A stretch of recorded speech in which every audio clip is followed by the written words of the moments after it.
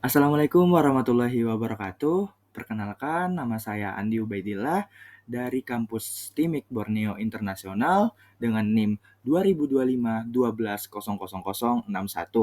Pada kesempatan kali ini, saya akan memaparkan materi bab 2 tentang himpunan dalam mata kuliah Matematika Diskrit. Himpunan adalah konsep dasar dalam matematika yang menjadi pondasi bagi banyak bidang lain, seperti logika, algoritma, dan sistem informasi. Melalui materi ini, kita akan belajar bagaimana cara mengelompokkan objek berdasarkan sifat tertentu, serta bagaimana konsep tersebut diterapkan dalam dunia IT. Kita masuk ke dalam tujuan pembelajaran. Tujuan pembelajaran dari bab ini adalah agar kita memahami definisi dan ciri-ciri himpunan, dapat menggunakan simbol serta operasi dasar himpunan, dan menerapkan konsep tersebut dalam teknologi dan data. Selain itu, materi ini juga melatih kemampuan kita untuk berpikir logis, analitis, dan sistematis, kemampuan yang sangat penting dalam dunia sistem informasi. Lalu selanjutnya ada konsep dasar himpunan. Yang perlu kita ketahui adalah himpunan adalah merupakan kumpulan objek atau elemen yang memiliki sifat tertentu. Misalnya, himpunan A memiliki anggota 1, 2, 3, dan 4. Setiap elemen dalam himpunan bersifat unik dan tidak berurutan. Himpunan juga dapat berupa kumpulan angka, huruf, simbol, bahkan objek nyata seperti nama mahasiswa. Dalam kehidupan sehari-hari, kita sering menggunakan konsep himpunan saat mengelompokkan data atau membuat kategori. Lalu selanjutnya ada notasi dan simbol himpunan. Untuk mempelajari himpunan, kita perlu mengenal dulu nih simbol-simbol dasarnya. Misalnya, ada simbol yang berbentuk seperti huruf E, berarti merupakan anggota dari. Sementara ada simbol yang berbentuk seperti E dengan garis, berarti itu adalah bukan anggota dari. Kemudian ada U untuk gabungan, N untuk irisan, dan garis miring untuk selisih. Komplement ditulis dengan tanda petik dan produk kartesein ditulis dengan simbol X. Contoh, jika B dengan syarat memiliki anggota X bilangan genap kurang dari 10, maka himpunan tersebut berisi 2, 4, 6, 8, dan 10. Lalu selanjutnya ada representasi dan elemen pada himpunan. Himpunan bisa dipresentasikan dengan 3 cara.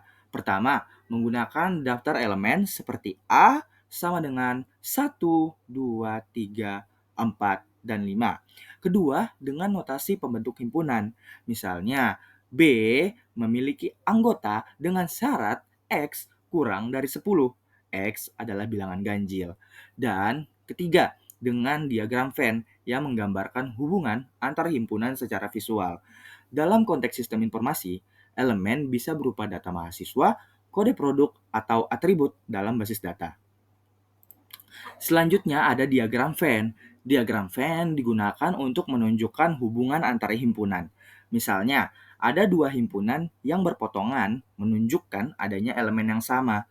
Jika tiga himpunan digambarkan, kita bisa melihat bagian mana yang menjadi irisan dari ketiganya. Diagram Venn banyak digunakan dalam analisis data, logika, maupun perancangan bisnis. Pada contoh dalam slide, itu ada dua himpunan yang berpotongan. Di situ ada himpunan yang menyukai seni musik dan juga ada himpunan yang menyukai seni lukis. Pada himpunan seni musik ada 20 orang yang menyukainya, sedangkan himpunan seni lukis ada 15 orang. Sedangkan untuk yang menyukai keduanya adalah 10 orang. Selanjutnya ada operasi himpunan. Terdapat 4 operasi dasar pada himpunan. Pertama, yaitu gabungan, yaitu elemen yang ada di A namun juga ada di B. Kedua, irisan, yaitu elemen yang ada di kedua himpunan. Ketiga, selisih, yaitu elemen yang hanya ada di salah satu himpunan. Dan keempat, komplement, yaitu elemen yang ada di semesta tetapi tidak ada di himpunan tersebut. Misalnya, ada himpunan A yang beranggotakan 1, 2, dan 3, sedangkan himpunan B beranggotakan 3, 4, dan 5. Maka A gabungan B adalah 1, 2, 3, 4, dan 5, sedangkan A irisan B adalah 3. Selanjutnya ada sifat operasi pada himpunan. Setiap operasi himpunan memiliki sifat tertentu. Pada gabungan berlaku sifat komutatif, asosiatif, dan idempoten. Begitu juga pada irisan. Selain itu, terdapat hukum penting nih yang disebut hukum De Morgan. Hukum ini menyatakan bahwa komplement dari gabungan sama dengan irisan dari komplement dan sebaliknya. Hukum ini sering digunakan dalam logika komputer dan perancangan algoritma.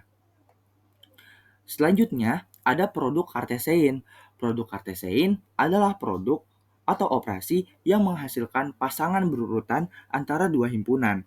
Misalnya, ada himpunan A yang beranggotakan 1, 2, dan ada himpunan B yang beranggotakan X dan Y. Maka A kartesein B adalah 1X, 1Y, 2X, dan 2Y.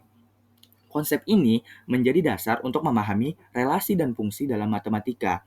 Dalam sistem informasi, produk kartesein digunakan dalam operasi join pada basis data, yaitu untuk menggabungkan dua tabel berdasarkan kriteria tertentu. Selanjutnya ada aplikasi pada konsep himpunan. Konsep himpunan banyak digunakan di dunia nyata. Dalam basis data, operasi gabungan dan irisan digunakan untuk query SQL seperti union dan intersect. Dalam pemrograman, tipe dataset digunakan untuk menyimpan elemen unik. Dalam analisis data, konsep himpunan membantu dalam pengelompokan dan segmentasi data. Bahkan, pada kecerdasan buatan, himpunan digunakan dalam representasi, pengetahuan, dan logika inferensi. Sekarang kita berada pada tabel simbol dan operasi. Berikut adalah tabel simbol yang sering digunakan dalam operasi himpunan. Seperti yang saya bilang tadi, ada U untuk gabungan, N untuk irisan, garis miring untuk selisih, tanda petik untuk komplement, dan X untuk produk kartesein.